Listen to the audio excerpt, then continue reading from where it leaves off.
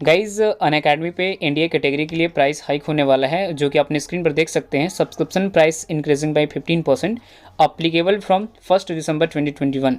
So guys can go quickly and join the batch. Yes, अब आगे देखिए, यहाँ पे संकल्प एनडीए 1 2021 के लिए बैच आ चुका है, जो कि बहुत ही बेस्ट बैच है, बहुत अच्छा बैच है। आप लोग इसे भी जाके इनरोल कर सकते हो, ज्वाइन कर सकते हो, ठीक है। जो कि 24 से लेकर ये 10 अप्रैल तक बैच चलेगा, ठीक है। और कमांडो 2.0 बैच है, जो कि ये भी बहुत ही बेस्ट बैच है, चाहे तो आप इसे भी जाके ज्वाइन कर सकते हैं। 24 से ये भी स्टार्ट हो जाएगा, ठीक है। तो दोनों बैच आप लोग कोई एक ज्वाइन करेंगे, एक्सेस अनअकैडमी पे ऑल मिलता है, ठीक है। और ये आप लोग इग्नोर करो, बाकी आप नेवी बैच ज्वाइन कर सकते हो। 17 तारीख से स्टार्ट है, 15 जनवरी तक चलेगा, जो कि बहुत बेस्ट बैच होगा नेवी के लिए। स्टार्ट है, आप जाके इसे भी ज्वाइन कर सकते हो, ठीक है। और यहाँ पे आपको कुछ नहीं करना है, एनडीए का लेना होगा सब्सक्रिप्शन, तो बस आपको कोड एक डालना होगा GZT10, 10% डिस्काउंट के लिए। और आपको कैटेगरी एयरफोर्स नेवी के लिए अगर चाहे तो आप इस कोड को यूज़ कर सकते हो, मतलब दोनों के लिए सेम कोड है, बट जो प्राइस में है वो बहुत ज़्यादा अंतर तो नहीं होगा, बट ठीक ठाक है, ठीक है ना। एनडीए का अलग प्राइस लगता है और आपको नेवी एयरफोर्स का अलग प्राइस लगता है, ये ध्यान रखना है, ठीक है। तो जाइए फटाफट आज ही बैच को ज्वाइन करिएगा, क्योंकि सारे जो जितने बैच है पीछे आपको बताया सब बेस्ट है, ठीक है। Thank hello you. फ्रेंड्स, कैसे हैं आप लोग। आई होप कि आप सभी लोग ठीक होंगे। तो मेरा नाम है महेश और आप देख रहे हैं हमारे यूट्यूब चैनल ज्ञान ज्योति आशीष ट्यूटोरियल। तो दोस्तों, आज हम लोग करने वाले हैं नेवी एयरफोर्स से रिलेटेड जीके के मोस्ट इंपॉर्टेंट क्वेश्चन, जो आपके एग्जाम के लिए बिल्कुल इंपॉर्टेंट होंगे। तो चलिए शुरू करते हैं। और वीडियो को शुरू करने से पहले मैं आपको ये भी बता दूं कि अगर आप इस वीडियो की पूरी पीडीएफ डाउनलोड करना चाहते हैं तो हमारे इस वीडियो के डिस्क्रिप्शन बॉक्स में टेलीग्राम और इंस्टाग्राम दोनों का लिंक दे दिया गया है। तो सबसे पहले आपको क्या करना होगा, टेलीग्राम चैनल ज्वाइन करना है और वहां से सारे वीडियो पीडीएफ फाइल को डाउनलोड कर सकते हैं, ठीक है। तो चलिए शुरू करते हैं। और यहाँ पर देखेंगे पहला क्वेश्चन आप लोगों के स्क्रीन के ऊपर ये है। पहला क्वेश्चन ये है कि बैंकिंग के क्षेत्र में CBS में सी का पूर्ण रूप क्या है। ऑप्शन ए में है core, option B continent, option C में है कंप्लीट और ऑप्शन डी क्रेडिट। तो यहाँ पे इस क्वेश्चन का राइट आंसर क्या हो जाएगा, ऑप्शन नंबर ए हो जाएगा। ए में हमारे पास क्या है, कोर हो जाएगा राइट आंसर, ठीक है। यहाँ पे आपको बता दूं कि जो CBS है इसकी सबसे बड़ी फुल फॉर्म क्या होती है, तभी तो आपको पता चलेगा कि सी का पूर्ण रूप क्या है। तो CBS का फुल फॉर्म यहाँ पे होता है core banking solution.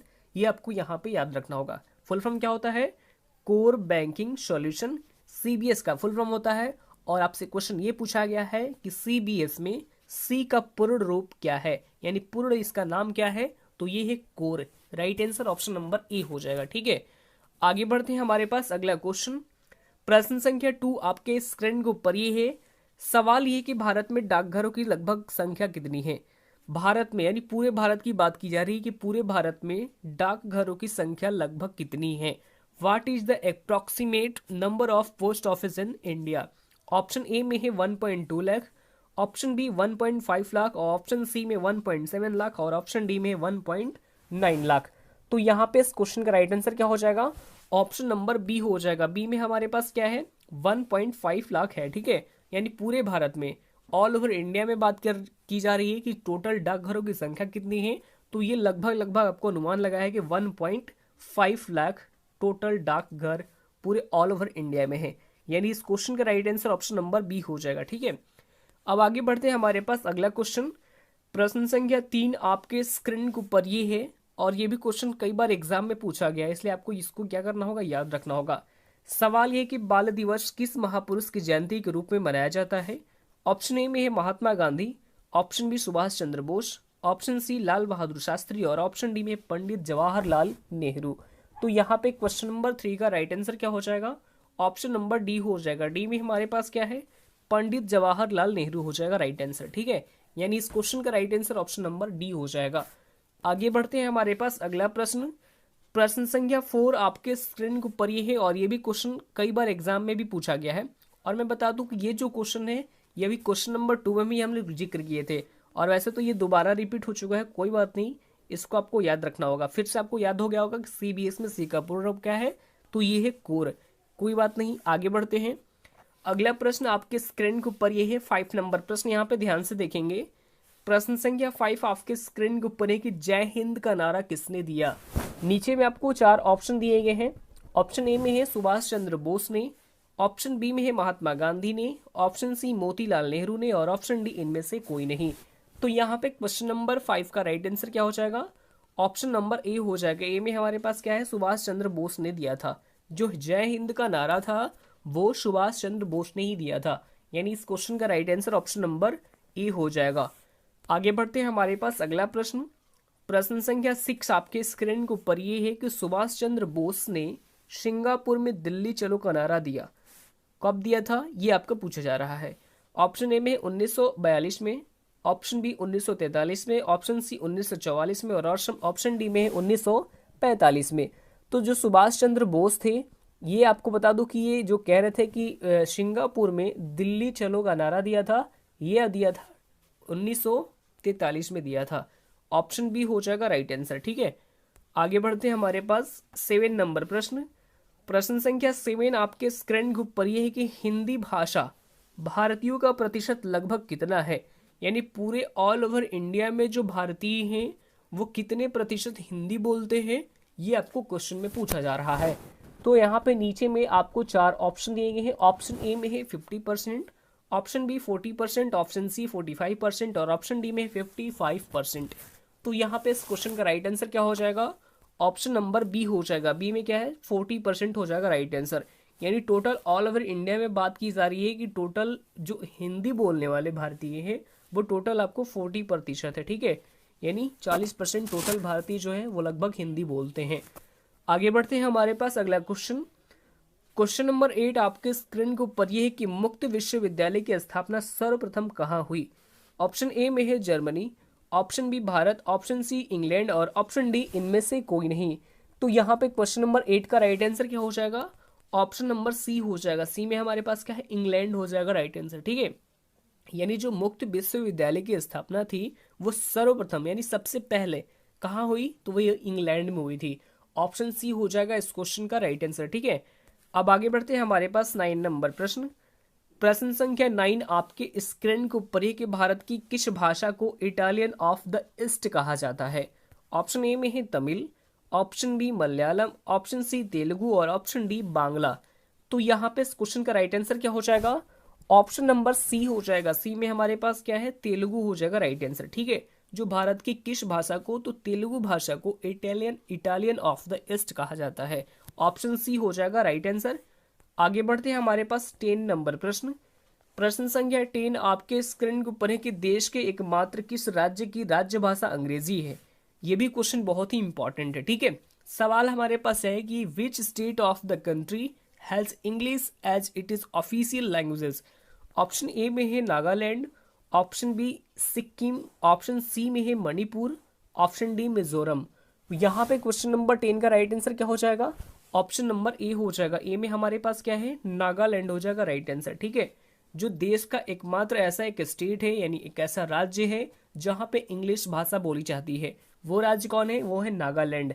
Option A हो जाएगा राइट आंसर। ठीक है, अब आगे बढ़ते हैं, हमारे पास 11 यानी 11 नंबर प्रश्न, प्रश्न संख्या 11 आपके स्क्रीन के ऊपर है कि मूंगफली में दाने का औसत प्रतिशत होता है। सवाल ये भी आपके एग्जाम में पूछा जा सकता है। ठीक है, ऑप्शन ए में है 50, ऑप्शन बी में है 65%, ऑप्शन सी 70% और ऑप्शन डी में 85%। तो मूंगफली जो होता है उसमें दाने का औसत प्रतिशत होता है लगभग कितना होता है, तो वो आपको 70% होता है।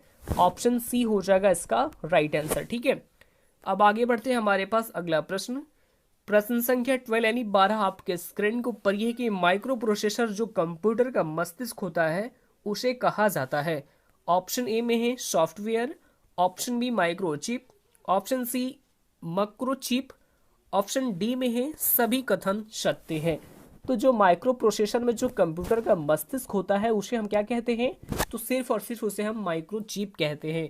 यानी इस क्वेश्चन का right answer option number B हो जाएगा। ठीक है, राइट आंसर क्या हो जाएगा, ऑप्शन नंबर बी हो जाएगा। अब आगे बढ़ते हैं, हमारे पास अगला क्वेश्चन, प्रश्न संख्या 13 आपके स्क्रीन के ऊपर ये है कि हमारे सौर मंडल में सबसे बड़ी वस्तु क्या है। ऑप्शन ए में है Titan, option B Jupiter, option C sun और ऑप्शन डी अल्फा सेंटोरी। अगर आपका इसका राइट आंसर आपको पता है तो आप कमेंट बॉक्स में जरूर कमेंट करेंगे। ठीक है, सवाल हमारे पास क्या है कि हमारे सौर मंडल में सबसे बड़ी वस्तु क्या है, यानी what is the biggest object in our solar system. तो आपको नीचे में 4 ऑप्शन आपने देख ही लिया तो यहाँ पे इस क्वेश्चन का राइट आंसर क्या हो जाएगा, ऑप्शन नंबर बी हो जाएगा। बी में हमारे पास क्या है, जुपिटर हो जाएगा राइट आंसर। ठीक है, हमारे पूरे सौर मंडल में सबसे बड़ी वस्तु वो है सिर्फ और सिर्फ जुपिटर। ऑप्शन बी हो जाएगा राइट आंसर। आगे बढ़ते हैं, हमारे पास 14 यानी 14 नंबर प्रश्न। प्रश्न संख्या 14 आपके स्क्रीन के ऊपर है कि विश्व का सर्वोच्च पर्वत शिखर एवरेस्ट नेपाल में किस नाम से प्रसिद्ध है। ऑप्शन ए में है Trikut, option B Dhaulagiri, option C में है गौरी शंकर और ऑप्शन डी सागरनाथ।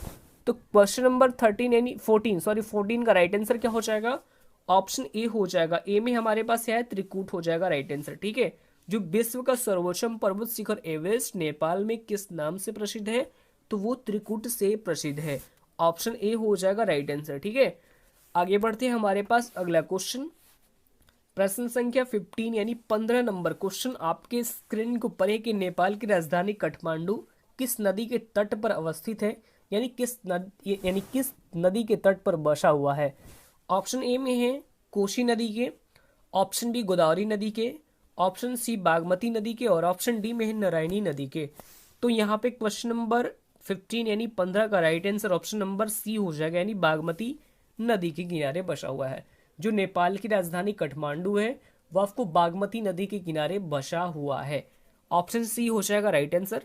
आगे बढ़ते हैं, हमारे पास अगला प्रश्न प्रश्न संख्या 16 और ये है आज का लास्ट क्वेश्चन। इसको ध्यान से देखिएगा।